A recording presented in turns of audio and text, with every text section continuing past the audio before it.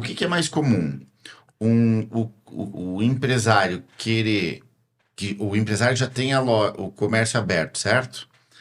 Ele, ele topar a ideia de parar o negócio por 1, 2 meses, entregar a chave para vocês, ou é mais comum o empresário que diz, não, eu vou continuar com a porta aberta e você vem trabalhar fora do horário comercial? Eu tenho uma sócia bem persuasiva, que me ajuda muito nisso. O que que a gente faz, Thiago?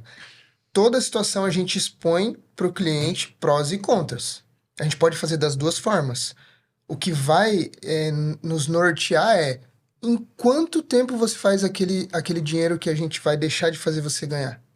Se a obra vai levar 3 meses, que é um tempo médio de obra, quanto você faz em 3 meses? Eu faço X. Isso vai impactar muito na sua vida? Vai. Então a gente vai trabalhar com a sua empresa aberta.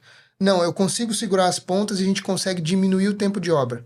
Perfeito. Então é uma análise criteriosa caso a caso. E aí a gente pensa assim, eu não vou gastar com arquiteto, né? Eu mesmo vou fazer. Ou eu vou contratar mais barato. Aí você tá falando muitas vezes numa economia. Bem, eu vou dar chute de valor, mas não, depende de metragem quadrada, depende de um monte de fator. Mas vamos lá, você está economizando 50 mil.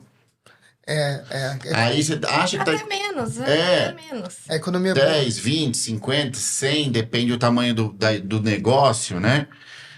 E do grau de intervenção que você vai querer. Mas eu posso jogar alto essa conta. 50 mil, você está querendo economizar com o arquiteto. Aí você decide fazer por conta, contratar mais barato, economizou um pouco. E aí a tua obra atrasa 1 mês. Em vez de levar os 3, ela levou 4 meses. É mais 1 mês fechado. É mais 1 mês sem entrar dinheiro. E esse 4º mês, ele é custo para você.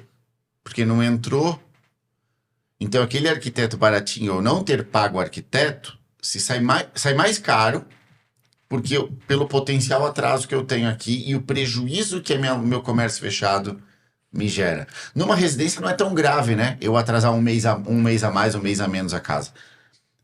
Financeiramente falando, né? Mas no comércio, quantas empresas faturam aí 200, 300 mil num mês? E você tá falando só de tempo de espaço fechado, né? Agora a gente precisa contabilizar também a hora desse empresário.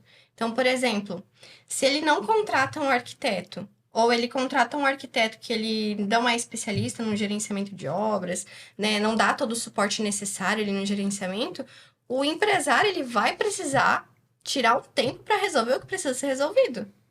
Quanto é que vale a tua hora?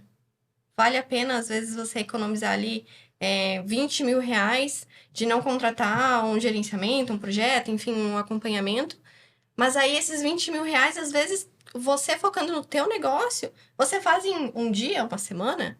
Então, assim, precisa colocar na ponta do lápis e entender de que realmente é um investimento inteligente. Uma analogia seria o empresário tá trocando.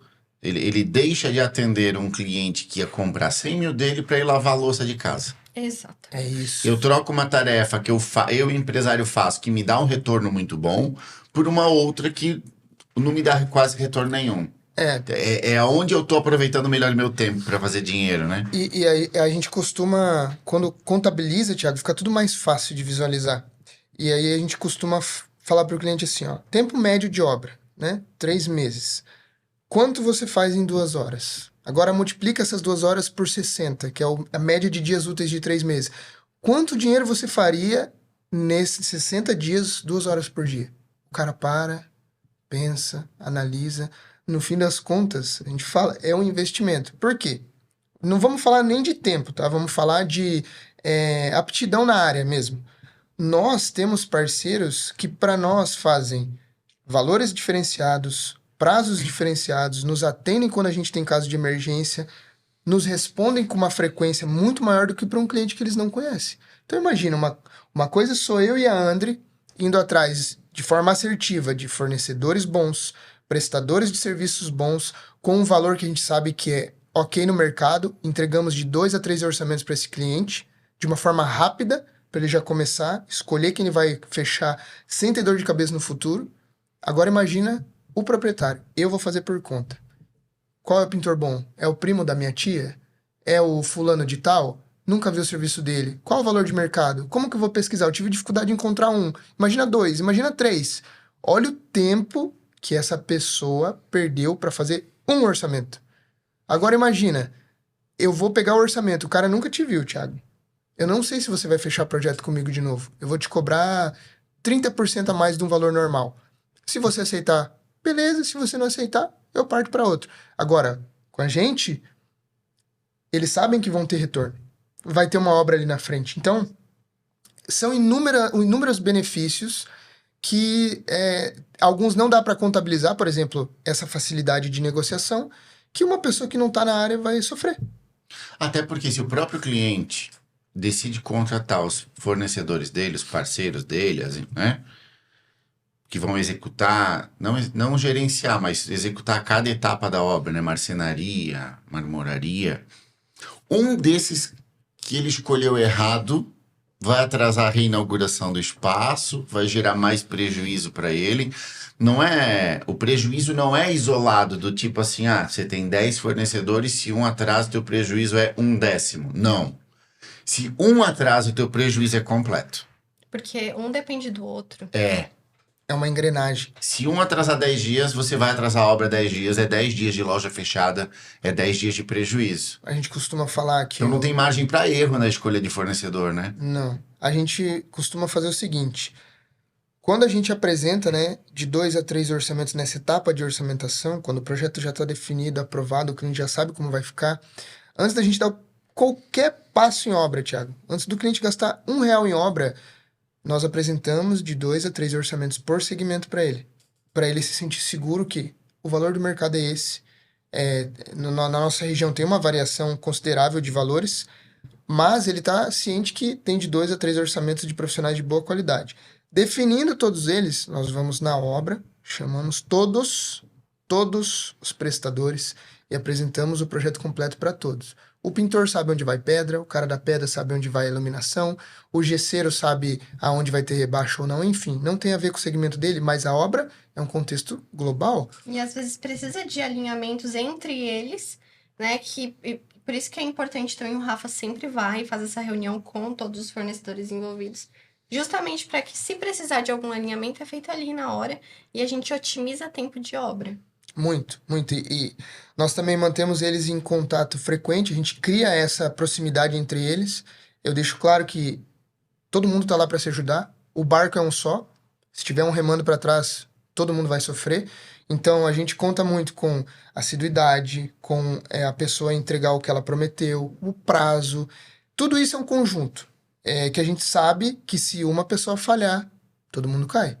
Todo mundo cai. É uma engrenagem, puramente uma engrenagem. Se uma pessoa, a terceira equipe que vai entrar na obra falhar, eu atrasei o que eu combinei com a quarta, com a quinta, com a sexta equipe. E vou dar um exemplo, fim do ano. O cara tem uma agenda ali, ó, fechada para você.